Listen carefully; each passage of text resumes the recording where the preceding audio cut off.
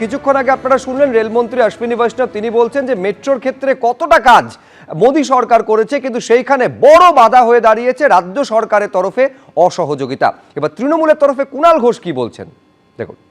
দীর্ঘদিন ধরে মমতা বন্দ্যোপাধ্যায় প্রাক্তন রেলমন্ত্রী, তিনি থাকাকালীন বাংলাকে রেল বিপ্লব দেখিয়ে দিয়ে গেছেন, তার ভিশন প্রতিষ্ঠিত করে দিয়ে গেছেন। রেলমন্ত্রী মমতা বন্দ্যোপাধ্যায় শুরু করে যাওয়া পরিকল্পনাগুলোই ঠিকমতো করতে পারেননি। সারা দেশে রেল বিপর্যস্ত, দুর্ঘটনা বাড়ছে, যাত্রী পরিষেবা নেই, সময়গানের ব্যাপার নেই, পরিকাঠামো ভেঙে পড়েছে, বেসরকারিকরণের নামে কার্যত রেল বেচে দেওয়া চলছে। সেই রেলমন্ত্রী শোভা পায় না যিনি রেলের ভাড়া বাড়িয়ে চলেছেন। মমতা বন্দ্যোপাধ্যায় রেলের ভাড়া বাড়িয়ে যাত্রীদের উপর চাপ দেননি, মমতা বন্দ্যোপাধ্যায় বিকল্প আয়ের পথ দেখিয়েছিলেন। ফলে যে রেলমন্ত্রীর আমলে রেল বাজেটটাই তুলে দেয় কেন্দ্রীয় সরকার, সেই রেলমন্ত্রী রেল নিয়ে বড় বড় কথা শোভা। রেলমন্ত্রী অশ্বিনী বৈষ্ণব যেটা বলছেন যে বুলেট ট্রেন, প্রথম যে বুলেট ট্রেন চলছে সেটা কিন্তু এ রাজ্যেও সেই সুবিধাটা পাচ্ছে, তার কারণ শিলিগুড়ি পর্যন্ত যাবে। আমি সরাসরি আরো বিস্তারিত জানার জন্য কথা বলবো আমাদের প্রতিনিধি সনৎ ঝার সঙ্গে। সনৎ।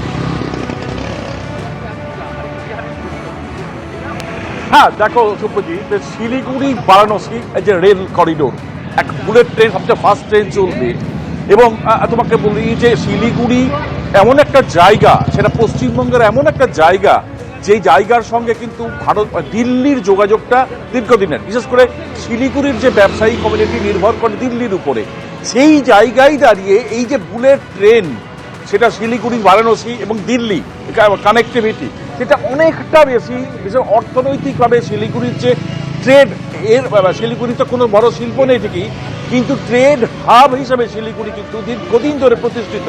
সেই ট্রেড হাব কিন্তু অনেক বেশি বুস্ট আপ করবে, মানে প্রথমত ব্যবসায়ীর দিক থেকে, এবং ব্যবসায়ীরা যেহেতু দিল্লি নির্ভর সমস্ত ক্ষেত্রে, কিন্তু এই স্পিডি ট্রেন সেটা আকাশ পথের উপর নির্ভর না করে, যেটা কিন্তু রেল পথের উপর অনেকটা নির্ভর, এর আগেও ছিল, আকাশপথ ছিল। এবং তুমি জানো, বিশেষ করে উত্তরের এই যেটা আবহাওয়ার কারণে বিশেষ কিছু সময় কিন্তু আকাশপথ পুরো বন্ধ হয়ে যায়।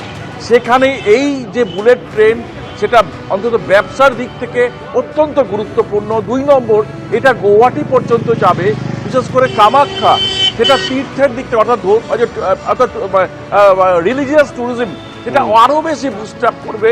শিলিগুড়ি ট্যুরিজম সেন্টার আরও বেশি বুস্ট আপ করবে।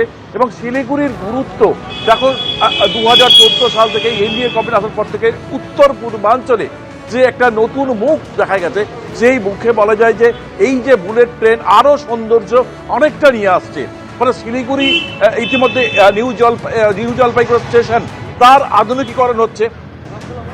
স্বাভাবিকভাবে এই বুলেট ট্রেন শিলিগুড়ির যে অর্থনৈতিক এবং অন্যান্য, সেটাকে অনেক বেশি বুস্ট আপ করবে, কোনো সন্দেহ নেই, অনেক বেশি উজ্জীবিত করবে বলে অনেকেই মনে করছেন। আপাতত সনৎ, তোমায় ধন্যবাদ। এবার প্রথম বুলেট ট্রেন শিলিগুড়ি পর্যন্ত যাবে, কেন্দ্রীয় বাজেট পেশের পর জানালেন রেলমন্ত্রী।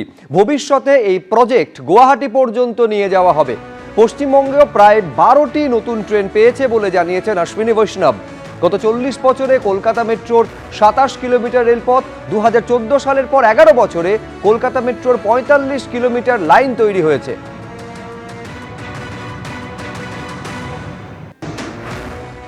वेस्ट बंगाल को बधाई हो कि आपके यहाँ पहली बुलेट ट्रेन आएगी सिलीगुड़ी के लिए।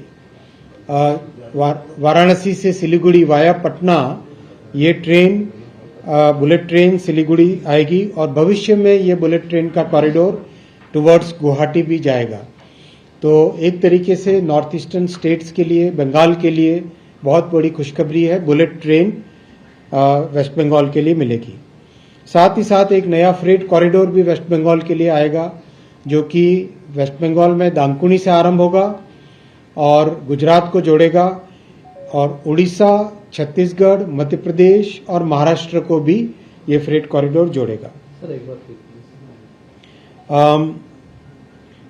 करीब करीब 1 दर्जन से अधिक गाड़ियां वेस्ट बंगाल में चलाई गई हैं, और मैं विशेष जिक्र करूंगा वेस्ट बंगाल के केस में कि कोलकाता मेट्रो जो 40 साल में मात्र 27 किलोमीटर 27 किलोमीटर्स इन 40 इयर्स हुआ था, 2014 के बाद में इस 7 इयर्स में 45 किलोमीटर्स कोलकाता मेट्रो बनी। आप देखिए कंपैरिजन, 40 इयर्स में 27 किलोमीटर्स और 11 इयर्स में 45 kilometres. It's a major improvement in the connectivity for West Bengal.